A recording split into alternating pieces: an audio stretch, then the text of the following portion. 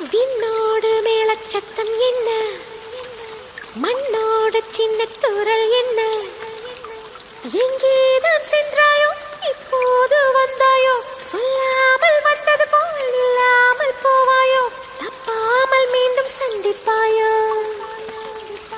நீ வரும்போ